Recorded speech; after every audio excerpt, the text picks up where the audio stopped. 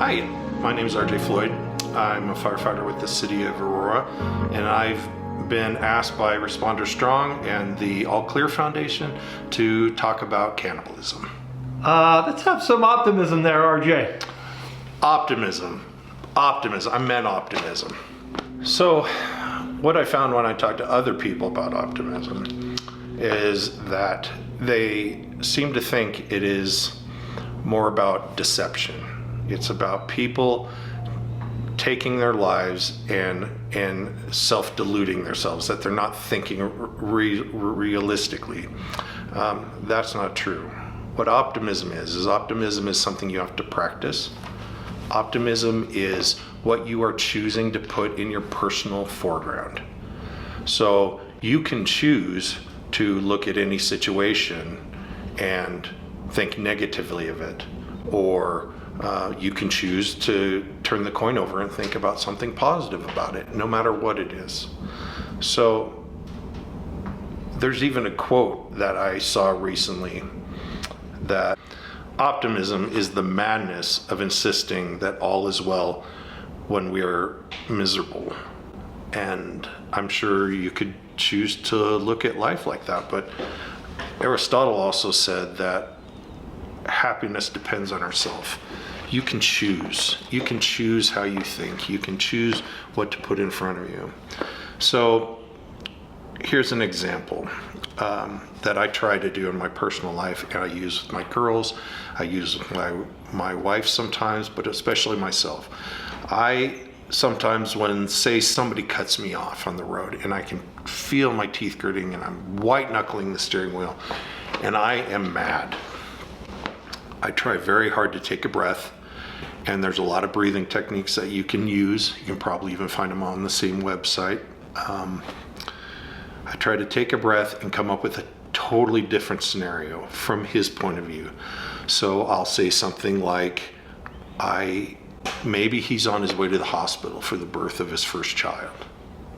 I would probably act the same way. You don't always have to assume that he's being a jerk or she's being a jerk.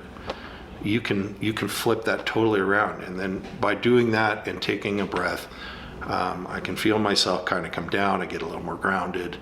I use it with my children when they talk negatively, and it's usually about other people. Like, we love to be critical of other people and what they do and how they conduct themselves, and that's not really fair. So sometimes when my kids will say something negative about somebody, I'll say, wow, that person must be really having a tough time or a bad day. That poor person. And you can instantly see the shift in their eyes, that they're all of a sudden thinking, you know what, maybe I'm not being fair to them or me. You don't need to get yourself wound up negatively like that. Also, especially as civil servants, we tend to think that this is a type of weakness, that being optimistic is a weakness. That's really not true. We also like to say to ourselves that is personality. Well, that's just my personality, or that's how I developed being a young police officer, a young firefighter. This is just my personality. So universities have actually taken a look at this and done studies. They have found on this particular topic that 25% of this is your personality. That gives you 75% of yourself, your own being, to think and change and grow. We're not stagnant things. We're meant to learn. We're meant to progress. So you have 75% of yourself to adjust. You're not stuck with whatever you think you are. Oh, I'm like my dad. I'm just going to be hard the rest of my life. That's not true, and we know it. We can prove it scientifically. All right, I thought I'd throw one more sciencey fact. People that use optimism or are optimistic tend to be healthier. They tend to live something like 5.4% longer than people that are negative. They've even been able to show that you're 10% more likely to live into your 90s if you're optimistic daily. I'm not saying you want to live into your 90s. I'm not sure I do either, but the health and the quality of life later in your life is better when you're using optimism. The other thing that I get a lot from people is they tend to think, I will just push a negative thoughts out of my mind. Here's what I've learned about myself with that. When I try to focus on pushing something out of my mind, I just focus on it more. You'll never win that way. You just can't. So if you're depressed and you're like, man, I'm really going to push that out of my mind, or I'm going to push that thought out of my mind, you won't do it. You'll just end up thinking about it more and more and more until you're obsessing about it more and more and more. What you need to do is put good things kind of back in your world. And that's hard for people in our industry because you see so much hardship. You have really tough calls. You know, you're trying to deal with that. You go back to the station, you talk to other members of the crew, you try to unload. It can be a little dark, that dark humor, which is actually necessary to process. But after that, what's your internal narrative? It's particularly bad. You kind of have a choice mentally of saying either that person is ruined, because we do see that, or hey, we gave them the best chance of recovery or survival. And that's generally true. So you can choose what to kind of focus on. Even in your rig or your squad car or on scene with other people, and people are being, oh man, they're never gonna make it, hey, we gave them a great chance. We got them out of that car, we got them out of that situation really fast, we were efficient. And you can instantly see the difference. Those are the ideas you need to be putting into your life.